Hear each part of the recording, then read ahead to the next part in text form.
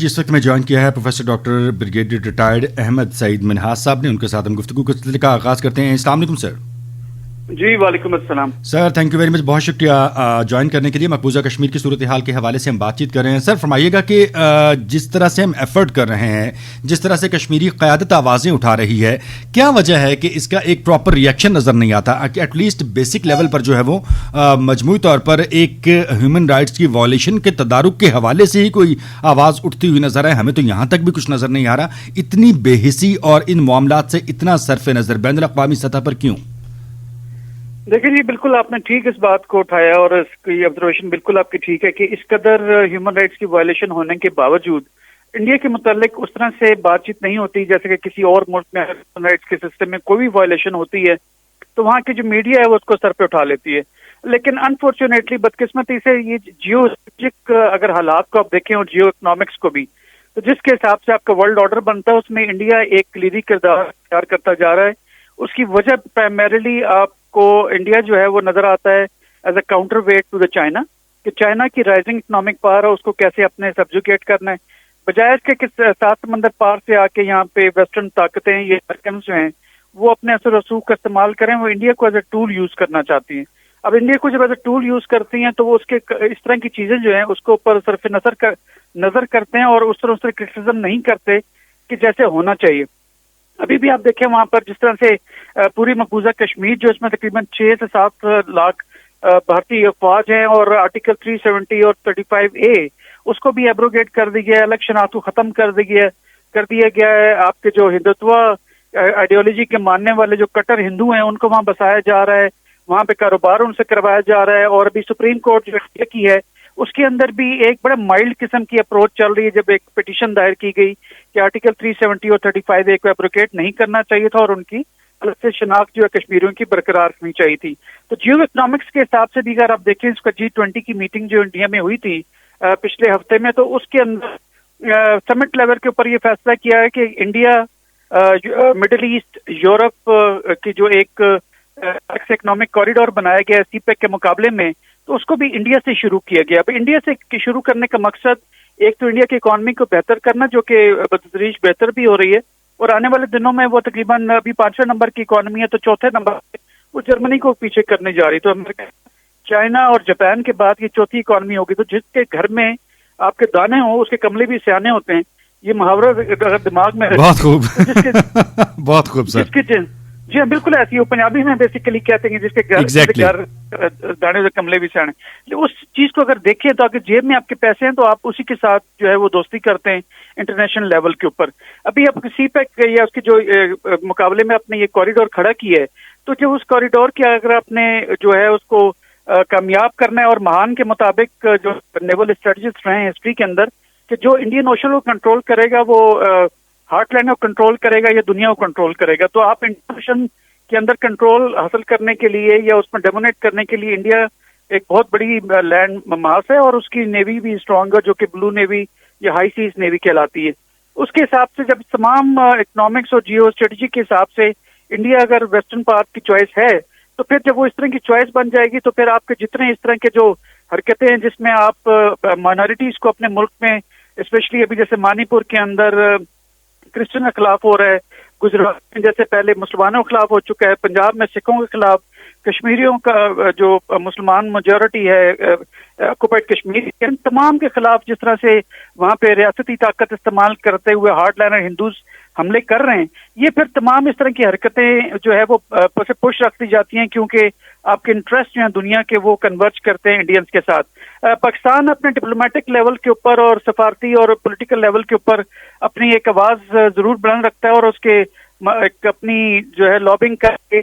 کشمیر کی ایشو کو زندہ رکھے ہوئے ضرور ہے. لیکن آپ ہمیشہ یاد رکھیں کہ جب آپ کا ہاؤس ان آرڈر ہوگا اکنامکلی اور پولیٹیکلی، اونلی دین آپ کی جو سفارتکار ہیں یا آپ کے جتنی ڈپلومیسی یا پولیٹیکل لیڈرشپ ان کی آواز میں وزن آئے گا. تو سب سے پہلے اس چیز کو حاصل کرنے کے لیے ہمیں اپنا ہاؤس کو ان آرڈر کرنا پڑے گا, اپنی اکانومی کو بہتر کرنا پڑے گا, اپنے آپ کو دنیا کی جو ان کے جو اپروچز ہیں اس کے حساب سے اپنے آپ کو ریلیونٹ کرنا پڑے گا. یہ تمام چیزیں کریں گے تو پھر آپ کی آواز جو نکار خانے میں سنی جائے گی, ادروائز آپ اسی طرح سے ہم پروگرام کرتے رہیں گے, ہوگا کچھ نہیں. تو لہٰذا ہاؤس ان آرڈر کرنے کی ضرورت ہے. اور اب SIFC کے پلیٹ فارم کے تھرو ہم نے اکانومی کو بہتر کرنے کی کوشش کی, اور اب دیکھ بھی رہے ہیں کہ کس طرح سے چیزیں چل رہی ہیں. اگر یہ تمام چیزیں اکانومی ہماری بہتر ہو جاتی ہے, جو ہو رہی ہے, جو آپ کے اکانومی میں ڈالرز کو باہر سے نہیں آنے دیتی, تو جب آپ کی اکانومی بہتر ہوگی تو خود بخود آپ کی سنوائی بھی ہوگی اور آپ کی آرگومنٹس میں وزن بھی ہوگا. تو آنے والے دنوں کے اندر ہم ڈگر پہ چلے تو ہیں. اب الیکشنز کے بھی جیسے کہہ رہے ہیں کہ دسمبر میں یا جنوری کے اندر ہیلڈ ہونے جا رہے ہیں, تو ایک منتخب جب گورنمنٹ آئے گی تو مجھے یقین ہے کہ ایک ڈیموکریسی جو ہے وہ ڈیموکریٹک کنٹری کی آواز جو ہے اس میں بہت طاقت ہوتی ہے. اور انشاءاللہ تعالی کشمیریوں کا ہم ڈے 1 سے 1947 سے لے کے اب تک اپنا جو ہے ڈپلومیٹک لیول کے اوپر, پولیٹیکل لیول کے اوپر, ہر لیول کے اوپر ان کی سپورٹ کرتے ہیں. بلکہ 65-70 کی جنگ, آپ کی کارگل کی جنگ اور اسکرمشز جتنے ہو رہے ہیں یہ سارا کشمیر کے اوپر ہی ہو رہے ہیں. تو پاکستان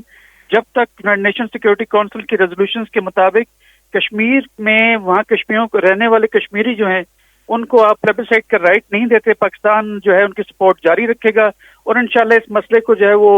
ڈائی ڈاؤن نہیں ہونے دے گا. اور اس میں انشاءاللہ تعالی اپنی بھرپور سفارتی اور سیاسی جو آواز ہے اس کے مطابق ان چیزوں کو لے کے چلیں گے انشاءاللہ. رائٹ سر, کائنڈلی آپ لائن پر موجود رہیے گا. ڈاکٹر منور حسین صاحب تشریف رکھتے ہیں اسٹوڈیو میں, ان کو بھی ہم شریک گفتگو کریں گے. ڈاکٹر صاحب, ایک تو جس طرح رئیس صاحب نے بات چیت کی, یہ وہی نقطہ ہے کم و بیش جو میں پہلے سوال میں آپ سے عرض کر چکا ہوں.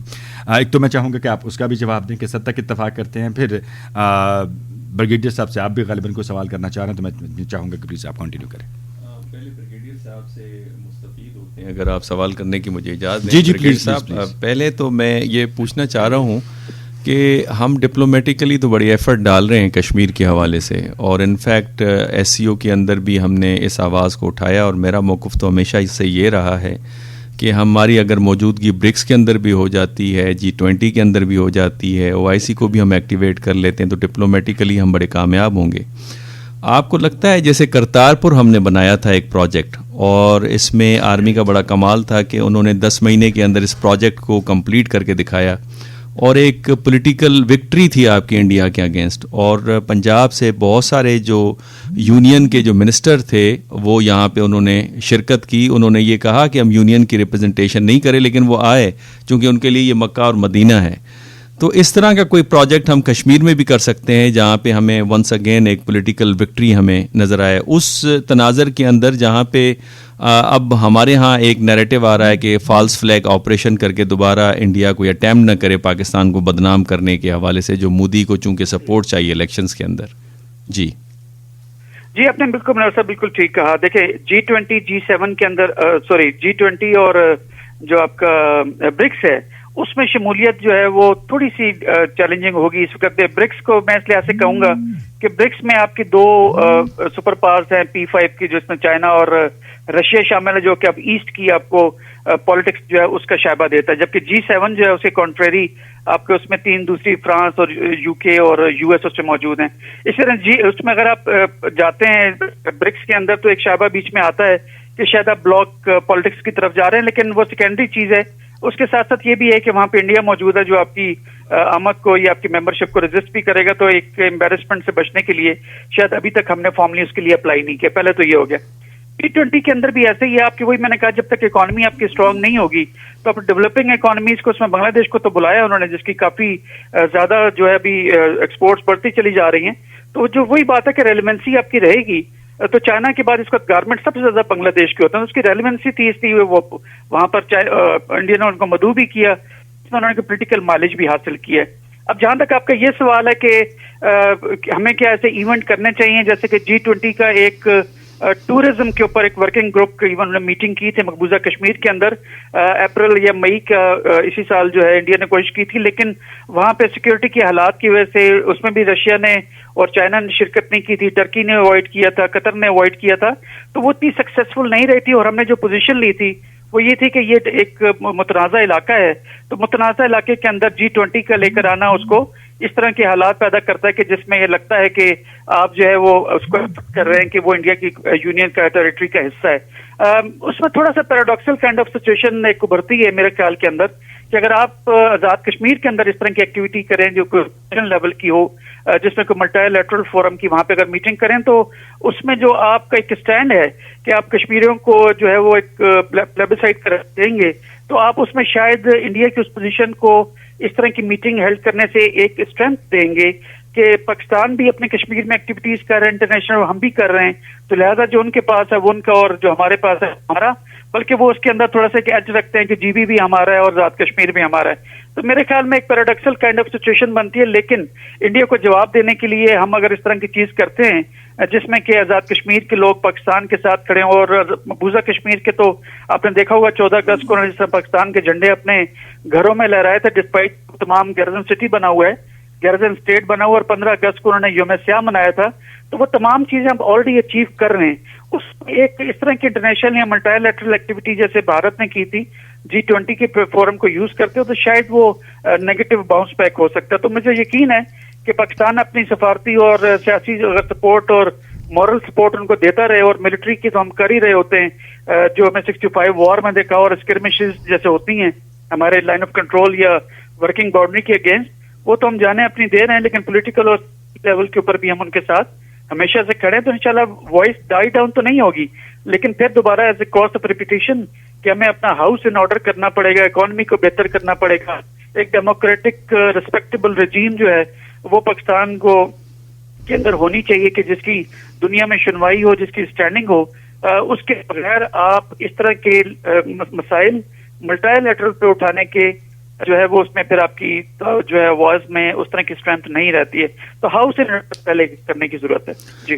بریگیڈیئر صاحب, آپ نے بالکل بجا فرمایا, یہ تو بڑا اچھا موقف, بڑا ویلڈ موقف ہے. میرا جو سوال تھا وہ اس حوالے سے تھا جس طرح ہم نے ایک کرکٹ وہاں پہ کرنے کی کوشش کی تھی اور بڑی سکسیزفل بھی رہی تھی, کشمیر لیگ کے حوالے سے آپ کو یاد ہوگا وہاں پہ ہم نے کیا تھا. اس طرح کے ایونٹس اور کرتارپور ٹائپ کوئی اس طرح کا پروجیکٹ ہم اسٹارٹ کریں, میرا خیال ہے وہ ہمیں دے سکتا ہے. اچھا, اس سے جڑا ہوا ایک بڑا اور بھی سوال ہے جو اکثر ہم اپنے اسٹوڈیو میں بیٹھ کے یہاں پہ ڈسکس بھی کر رہے ہوتے ہیں, اور وہ سوال یہ ہے کہ اس وقت انڈیا کی پوری کوشش یہ ہے کہ ڈیموگرافک چینجز لائے جائیں کشمیر میں. ریپریشن بھی اس لیے کہ وہاں سے لوگ چھوڑ کے مہاجر بن کے پاکستانی سائیڈ آف کشمیر میں چلے جائیں یا کہیں اور چلے جائیں. پھر بزنسز کو بھی کنٹرول کر رہی ہے وہاں کی آرمی, ٹورسٹ اسپاٹس کو وہ اپنے کنٹرول میں لے رہی ہے. جب وہاں پہ اکانومی نہیں چلے گی لوگوں کی تو لاموالے اس کے لیے وہ پھر وہاں سے شفٹ ہو جائیں گے, اور پھر وہ جو ان کے ریٹائرڈ فوجی ہیں, بیوروکریسی ہے, ان کو وہاں پہ سیٹل کروا رہے ہیں کشمیر کے اندر. ونس ڈیموگرافی چینج ہو گئی اس صورت میں وہ کہیں گے آئیں پلیبسائٹ کریں. پہلے لداخ تو انہوں نے علیحدہ کر دیا جس میں تقریباً 13% جو کشمیری مسلمان ہیں وہ لداخ میں کٹ جاتے ہیں. تو پھر ڈیموگرافک چینج کے بعد اگر پلیبسائٹ کا ہماری ڈیمانڈ ہمیں حاصل ہو بھی جائے تو اس کا فائدہ تو کوئی نہیں ہوگا. میرا خیال ہے اس کے لیے ہمیں کوئی اسٹریٹجی بنانی ہوگی ابھی سے. جی دیکھیں, کنسرن آپ کا بالکل ریلیونٹ ہے. آپ کا آرٹیکل 370 اور 35A جو ہے بیسیکلی وہ جیسے میں نے پہلے کہا کہ وہ کشمیریوں کو ان کی ایک الگ شناخت ہے جس میں وہ پابند کرتا ہے نان کشمیریز کو کہ وہ وہاں پہ آ کے نہ تو کوئی تعلیم حاصل کر سکتے ہیں, نہ گورنمنٹ کی جاب حاصل کر سکتے ہیں, نہ کوئی بزنس کر سکتے ہیں, زمین نہیں خرید سکتے, اور کسی کشمیری لڑکی سے شادی نہیں کر سکتے. تو یہ ڈیموکریسی کو انٹیکٹ رکھنے کے لیے آرٹیکل 35A اس چیز کو پروٹیکٹ کیا کرتا تھا. اب جب ایبروگیشن ہوئی ہے تو اس میں جو فاشسٹ قسم کی پالیسیز ہیں, RSS موٹیویٹڈ آپ کی BJP کی گورنمنٹ جو مودی صاحب لیڈ کر رہے ہیں, تو اس کی ظاہر ہے کہ ان کی یہی سب سے پہلی کوشش ہوگی کہ آپ کو ڈیموگرافی وہاں پہ چینج کریں تاکہ آپ جو مسلمانوں کی وہاں پہ شرح جو پاکستان کے ساتھ آلموسٹ لائک 100% آنا چاہتی ہے, اگر ڈیموگرافی آپ چینج کرنے میں کامیاب ہو جاتے ہیں تو آپ کی پلیبسائٹ کرنے کا فائدہ کوئی نہیں ہے. لیکن میں آپ کو یہ بتاؤں کہ آن گراؤنڈ رپورٹس کے مطابق اس وقت جو ہندوتوا سے موٹیویٹڈ یا جو ہارڈ لائنر ہندوز ہیں جو کہ مقبوضہ کشمیر میں جو اپنی رہائشیں بھی اختیار کر رہے ہیں, وہ تمام ایسی جگہوں پہ ہیں کہ جہاں پہ آس پاس کے کنٹونمنٹ یا تو لوکیٹڈ نہیں یا کنٹونمنٹ کے اندر ہیں جہاں پہ انڈین فورسز ان کو پروٹیکٹ کیے ہوئے ہیں. آپ عام جو گلی محلوں کے اندر یا ان کے جو قصبے ہیں وہاں سوال ہی پیدا نہیں ہوتا کہ کوئی نان کشمیری آ کے رہ سکے, نہ وہاں پہ کوئی لینڈ اپنی سیل کر رہا ہے. لیکن یہ کنسرن ضرور ہے, اور اس کے اوپر نہ صرف پاکستان بلکہ پاکستان کے ساتھ جو اپنے آپ کے لائک مائنڈیڈ اسٹیٹ ہے اس میں ٹرکی بھی شامل ہے, ایجپٹ خاص کر کے. سعودی اب تھوڑا سا جو ہے وہ مائلڈ ہوتا جا رہا ہے بیکاز اس کی بڑھتے ہوئے روابط ابھی اکانومی کے لحاظ سے 100 بلین اوور وہ انڈیا کے ساتھ انویسٹ کرنے جا رہا ہے. تو اس کے جو پولیٹیکل وہاں اس کے ساتھ کوئی تفریق بھی تھی انڈیا کے ساتھ, وہ کچھ مائلڈ ہو گیا اس کے اندر. اپنا جو ہارڈ لائن اس کی پوزیشن ہوا کرتی تھی انڈیا کے خلاف, لیکن جو اپنے انڈیا کے اپنے حریت پسند ہیں انڈین اہل کشمیر کے, انہوں نے ضرور آواز اٹھائی ہے. اور میرے خیال میں جو بین الاقوامی جو آپ کی ہیومن رائٹس کی جو ہیں جو ڈپارٹمنٹس ہیں یہ ادارے ہیں, انہوں نے بھی اس کو اٹھایا. تو ابھی اس لحاظ سے تو انڈیا کامیاب نہیں ہوا, لیکن اگر یہ سلسلہ جاری رہا تو اگلے 15 سے 20 سالوں میں میرے خیال میں ڈیموکریسی انڈر تھریٹ ہوگی اور پلیبسائٹ کرانے کا پھر اس طرح سے شاید فائدہ نہ ہو. لیکن میرے خیال میں اتنے غیرت مند انڈین اہل کشمیر کے کشمیریز ہیں کہ وہ وہاں پہ نان کشمیریز کو بسنے نہیں دیں گے. رائٹ, بڑی اچھی آپ نے جو ہے وہ پوائنٹس اٹھائے ہیں منہاج صاحب. ساتھ ہی ساتھ کچھ انٹرنیشنل سینیریو کے تناظر میں ہماری جو خارجہ پالیسی ہے اس پہ بھی ہم بات کرنا چاہیں گے. خارجہ پالیسی کی ہماری کیا جہت ہونی چاہیے, اور پھر آپ کمنگ منتھ جو ہے وہ نگران وزیر اعظم اقوام متحدہ کی جنرل اسمبلی سے خطاب کے لیے امریکہ بھی جا رہے ہیں, تو دیر از اے بگ پلیٹ فارم ہمیشہ ہم نے یوٹیلائز کیا. کیا نیا کیا جانا چاہیے اس مرتبہ, ہمارا کیا ہوم ورک ہونا چاہیے کہ اگر ہم وہاں پہ اس بڑے پلیٹ فارم پہ کھڑے ہو کے بات کریں, اپنے مسائل بیان کریں یا مقبوضہ کشمیر کے حوالے سے بات کریں, بات سنی جائے, بات سمجھی جائے, کوئی رد عمل آئے, کوئی پریشر ڈیولپ ہو انڈیا پہ؟ جی دیکھیں, اس میں دیکھا کوئی دو نہیں ہے کہ آپ کے جو یونائیٹڈ نیشن جنرل اسمبلی کی جو بھی اجلاس آ رہا ہے اس میں ہمارے پولیٹیکل لیڈرشپ جا کے وہاں خطاب کرتی رہی ہے اور اپنا پوزیشن مختلف ایشوز کے اوپر لیتے رہیے. میں سمجھتا ہوں کہ ڈپلومیسی آپ کی فورن پالیسی جو ہے وہ بیسیکلی انگیجمنٹ جو ہے بیس ہونی چاہیے, کنورژن بیس ہونی چاہیے. دنیا کے جو ایڈوانس مہذب دنیا ہے ان کے جو ایک مشنز کہہ لیں یا ان کے جو ایک دنیا کو ایک پرامن بنانے کا جو ان کے نیریٹیوز ہیں ان کو لے کے چلنا چاہیے. ٹیررزم کے خلاف آف کورس آپ کی پوزیشن اسی طرح سے ہونی چاہیے. انڈیا نے جو حرکتیں مقبوضہ کشمیر میں خاص کر کے کر رہی ہے, یا انڈیا جس طرح سے افغانستان کے اندر جو تحریک طالبان پاکستان, یہ ٹی ٹی اے کے جو بری گورنمنٹ ہے تحریک طالبان افغانستان کی, وہ جس طرح سے پاکستان کو جو ہے وہ ایک حملے کرنے میں ٹی ٹی پی کے حملے جو سپورٹ کر رہی ہے, اس کے حساب سے ہی تمام آوازیں اٹھانے کی ضرورت ہے. لیکن آپ کو ایک اس طرح کی پوزیشن لینی ہے جس میں آپ ایک ذمہ دار, ایک ریشنل اسٹیٹ کے طور پر پہچانے جائیں, بجائے اس کے کہ ایک ایسی اسٹیٹ جو ہمیشہ ڈومیسٹک اور انٹرنیشنل پرابلمز میں گھری رہتی ہے, اسپیشلی آپ کے پولیٹیکل حالات کے حساب سے, آپ کے معاشی حالات کے لحاظ سے. آپ جتنا اس طرح سے بات کریں گے اور اپنی پرابلمز ڈومیسٹک پرابلمز کی وہاں پہ اگر ذکر کریں گے تو پھر وہی بات ہے کہ آپ کے ارریلیونٹ آپ ہو جائیں گے, کیونکہ دنیا آگے بڑھتی اس سے ہاتھ ملتی ہے جو ان کے مقاصد کو, ان کے ایم کو, ان کی منوپلی کو, ان کو لے کے آگے چلی. اور اس میں کوئی حرج بھی کوئی نہیں ہے. ابھی آپ کی سورینٹی بھی ہے, میں سمجھتا ہوں کہ وہ بھی ریلیٹو ٹرمز کے اندر ہوتی چلی جا رہی ہے. گلوبلائزیشن کا اتنا افیکٹ ہو رہا ہے, جو of course sovereignty Hare state کا بیسک رائٹ ہے, لیکن جب آپ کسی کے ساتھ مل کے چلتے ہیں تو کافی ساری چیزیں پھر آپ جو ہے اس میں آپ کو تھوڑا سا مدم ہونا پڑتا ہے. لیکن اگر ہارڈ لائن اسٹانچ قسم کی آپ وہ ہاکش قسم کی اگر پالیسیز رکھیں گے, جیسے کہ پی ٹی آئی کی جب گورنمنٹ آئی تھی تو کافی ہاکش ہماری پالیسیز تھیں, جس میں ہم کنورج کرنے کے بجائے ہم ڈائیورجنٹ ٹریکس کے اوپر جا رہے تھے, جس میں کہ آپ کے میجر پاس ہیں جن کے ذریعے آپ کی اکانومی چلتی ہے, یا آپ کے کوئی ایڈز وغیرہ آپ کو وہاں سے ملتی ہیں, یا آپ کو ٹیکنالوجی کی ایکسیس آپ کو ملتی ہے, یا آپ کے جو ہنرمند لوگ ہیں وہاں پہ جا کے اپنے ملک کے لیے ایکسچیکر کمانے کے لیے ان ملکوں میں جایا کرتے تھے, تو کافی حد تک جو ہے ٹھیس پہنچی تھی. میرے خیال میں انگیجمنٹ کی پالیسی کو لے کر آگے چلنا چاہیے, دنیا کے نیریٹو کو لے کے آگے چلنا چاہیے, بجائے کہ ہم اپنی کوئی سولو فلائٹ کریں. گلوبلائزیشن کی لہر کو لے کے چلنا چاہیے, جیسے کہ ابھی ایک نیا اکنامک کوریڈور جو بھی بنایا گیا ہے, اس میں آپ سعودیہ کے ساتھ مل کے, آپ ٹرکی کے ساتھ مل کے, جیسے ٹرکی کے اردوغان صاحب نے بھی کہا کہ بغیر یہ جو نیا کوریڈور بنایا گیا ہے اس کے بغیر وہ چلے گا ہی نہیں. جارڈن کے ساتھ بات چیت کریں, تو جب تک آپ انگیجمنٹ کی پالیسی نہیں رکھیں گے اور ڈائیورجنٹ ٹریک کے اوپر رہیں گے تو کوئی آپ کو اس طرح سے نہیں دیکھے گا. تو میں سمجھتا ہوں کہ ہمارے جو فورن آفس کے جو لوگ ہیں وہ انتہائی قابل ہیں, اور جو شنکر صاحب ہیں جو انڈیا کے فورن منسٹر ہیں وہ اس لیے کامیاب ہیں پچھلے 4-5 سالوں میں. ان کی کارکردگی آپ اگر دیکھیں تو پیور ٹیکنوکریٹ تھے, وہ اپنے ملک کے فورن سیکرٹری بھی رہ چکے تھے اور اے ٹو زی وہ جانتے تھے انڈینز کے کیا انٹرسٹ ہیں. اسی طرح جو ہمارے جیلانی صاحب ابھی ہمارے فورن منسٹر ہیں وہ خود فورن سیکرٹری رہ چکے ہیں, وہ اچھی طرح جانتے ہیں پاکستان کے انٹرسٹ جو ہیں وہ ریجنل لیول پہ, بائی لیٹرل لیول پہ اور ملٹی لیٹرل لیول پہ کیا ہیں. تو میں سمجھتا ہوں کہ اس وقت جو ان کی فورن پالیسی ہوگی وہ انگیجمنٹ بیسڈ ہوگی, پاکستان کے معاشی حل بہتر کرنے کے لیے ہوگی, کوپریشن کی بات ہوگی, انگیجمنٹ کی بات ہوگی. تو آپ نے بالکل کہا کہ جو ہماری یونائیٹڈ نیشن جنرل اسمبلی کا اجلاس ہے اس میں آپ انگیجمنٹ کی بات لے کے چلیں گے تو میرے خیال میں کافی جو ہے ہمیں سکسیس اس میں نصیب ہوگی انشاءاللہ. رائٹ, منہاج صاحب بہت مشکور ہیں آپ نے وقت دیا اور ہمارے پروگرام میں آپ پارٹیسپیٹ کر رہے تھے, اور بلا شبہ یہ ایک اہم نکات ہیں جن پہ آپ نے